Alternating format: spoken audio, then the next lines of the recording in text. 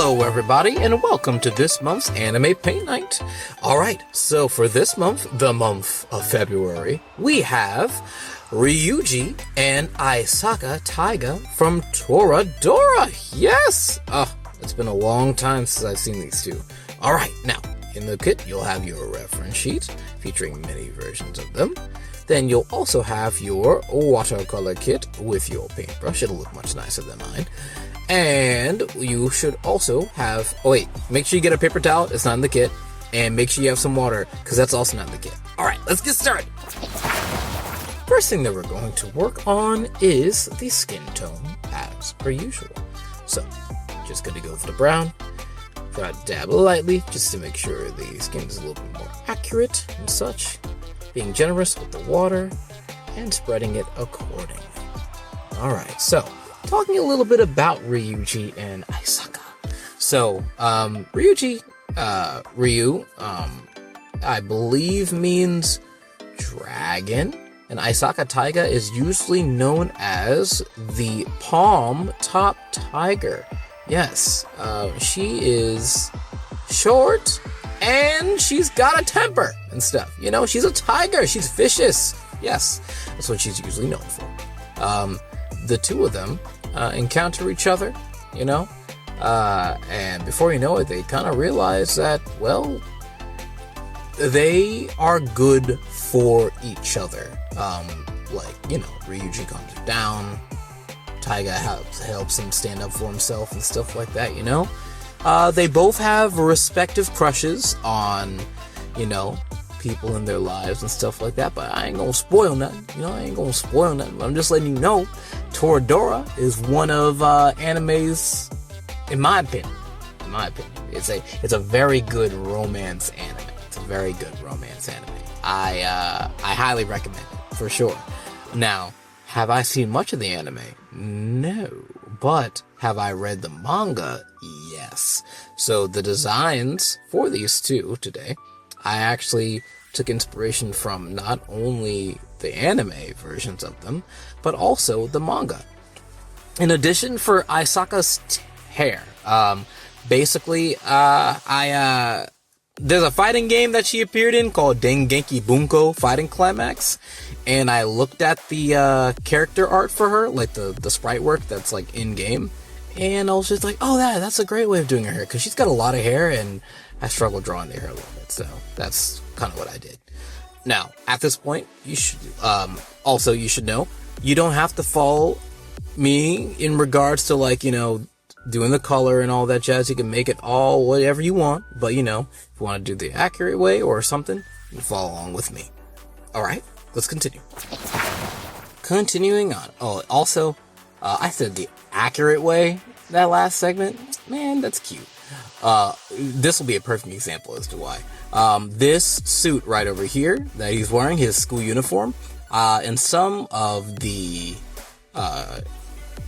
reference art, it's like more black, and some of the reference art, it's like a little bit like there's like some blue in it. So I'm trying to strike a balance. I'm trying to put a little bit of the blue and also the black. So that's why I mean, like, I'm saying, like, follow along if you want to be accurate, where, like, I myself am taking some creative liberties, so feel free to take your own.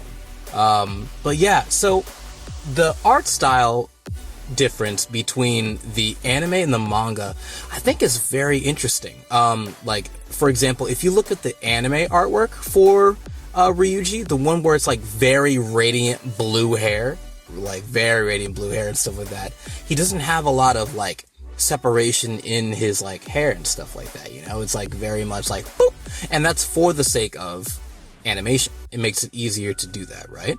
Now, for the manga version, though, I love the fact that, like, we can see multiple hair strands and everything. It's a little longer. It's a little bit more unkempt, and I really, really like that. And I like his eyes in the manga. I really do. I like it a lot. So, when I did the designs for them, I tried to do my best to, like, keep in mind the different styles and such. My first experience with Toradora was the manga. I went to Barnes & Noble a long time ago as a kid, and they just had it on the shelf, and I was just like, oh, romance! Because, you know, I was a sucker for romance. I grew up reading Fruits Basket. What was the name? DN Angel and stuff like that. You know, I like a good romance. I like a good romance in my anime. The buttons, some of the reference sheets say it's gray, some of it say yellow. I'ma do it yellow and such. And now we'll move on to the next part. See you there. Next thing that we're going to work on for Ryuji is his hair. Yes, we're going for it. All right, we're going for the blue. Because, you know, despite me liking, like, the line art for the manga, man, I really vibe with this dude's hair. I really do. I like the blue. I'm like, wow, I never noticed his hair was so blue. So, I'm just gonna go for it right there, following the lines accordingly and such. And in addition, most likely I will make sure to cover that one space that I covered with brown, the one next right to his ear. I was like, oh yeah, that's actually a strand of your hair. And yep, there I go. And such. One of the things I really like about this story as a romance is that it's, in my opinion, I think it presents good realism as to things that could happen. Like, for example, the main couple and stuff like that, they don't start out as couples. They're just regular people and stuff like that, and they actually have genuine, honest to true crushes on other people. They're friends, respectively, you know? And, like, just seeing how they grow together, not only the main couple, but also, like, the other friends as well. Like, I gotta say, like, the fact that the relationships are able to stay strong and grow through, like, hardship, but, like, you know, communication, not only through the couple, but also just the friendships. It's really nice. Highly recommended. Highly recommended. I gotta watch the anime more, for sure. But, like, I think the manga does a very good job of conveying it as well. They're still publishing it. The last one that got published is, like, December 23rd, I think, of 2024. So, you know, catching up. Now, moving on to the eyes. The eyes are a little tricky because his eyes are so small and sharp. So I'm just making them blue. I made them a little bit bigger this time, just so I could be able to color them. And then, in addition, I think that's it. So let's move on to our next spot. It's time to work on Aisaka Taiga. I should really learn Ryuji's last name.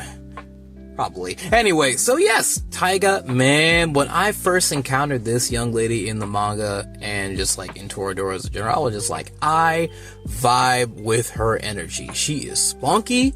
She will knock you out without a second question if you disrespect her or her friends. She is very loyal to her friends. Oh my goodness, very, very loyal to her friends. But you know what? Despite that tough exterior and stuff like that, you know, she has moments of vulnerability. And to be perfectly honest, I think Ryuji does a good job at allowing her to be vulnerable. I can definitely say, being a appreciator of the romance genre and stuff, one of the things that really serves as a great glue for destined couples is when they're around somebody that allows them to be 100% themselves.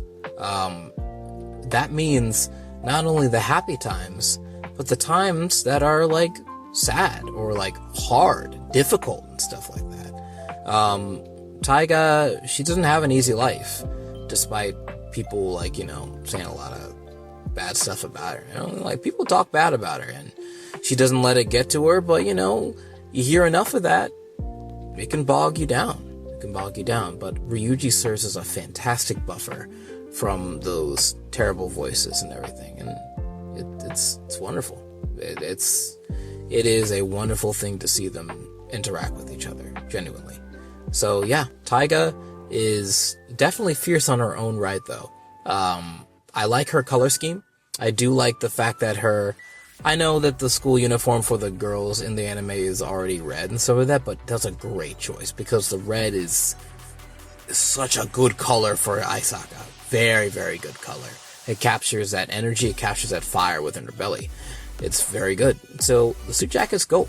But in addition, it has a nice complement with the blue skirt as well. The blue skirt is very nice. We're going to get some water, and we're going to get a little bit of blue here. Very good contrast. Very, very good contrast.